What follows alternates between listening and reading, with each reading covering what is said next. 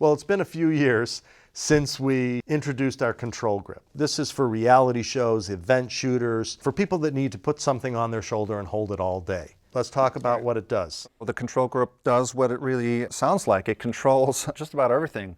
First and foremost, it controls the cameras. You can flip through its menus, you can start, stop, you can set function buttons, do all that sort of thing. Now we're talking all cameras here.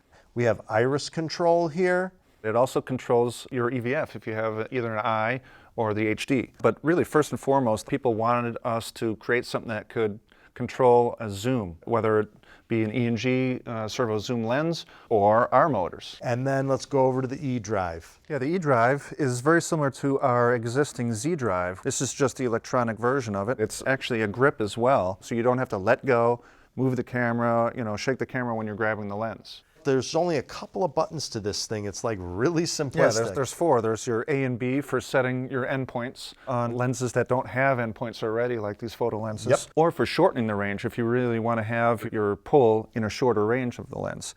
The other button is an auto cal. Right off you hit the button and it'll go to both ends, find the lens's natural stop. And the last one is to reverse the direction. Some lenses focus in one direction versus the other. The Nikon thing. Yeah. So let's talk about this A-B thing, because I don't know that everybody's going to get that. Let's say you're doing a shot where the difference between A and B is microscopic, and then that's very hard. So you go to A, click the button. You go to B, click the button. Now the full rotation of that hand grip goes from A to B, and you can feather that and have a nice, much longer move from A to B. I can also shorten it if I wanted to as well. Okay, let's talk about the backpack for a second.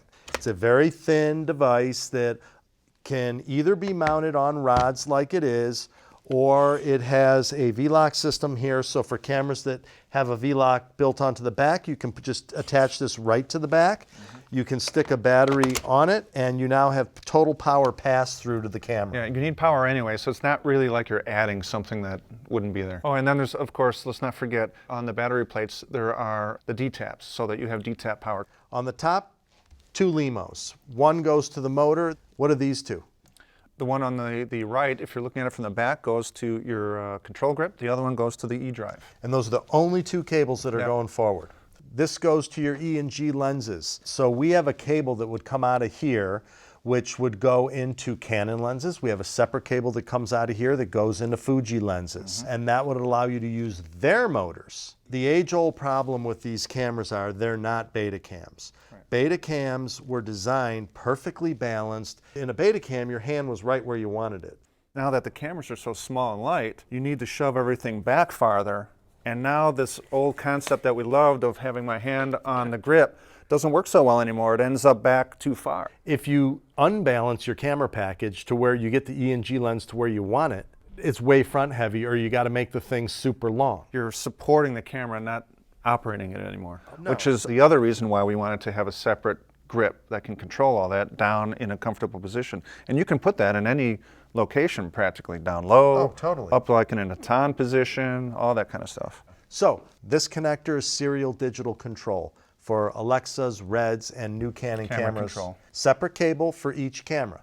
All you have to do is buy a new cable, and it'll work with that camera. Obviously, future cameras, we're all over that. Below that, most cameras have 1 B and C out, maybe 2. That is not adequate, man. There's monitors, there's all kinds of stuff. So here, at least you get 2 more. You can go in and you get 2 out. And then below it is the LAN C connector for camera control for most of the smaller cameras. Right. And then you have 2 USBs. Why do we have 2? Well, obviously, one is great for just power convenience. You can power things, charge things from that, like your cell phones. But one is to control the graticle. And then there is some firmware updating that you would do through it. So there it is, man. The control grips.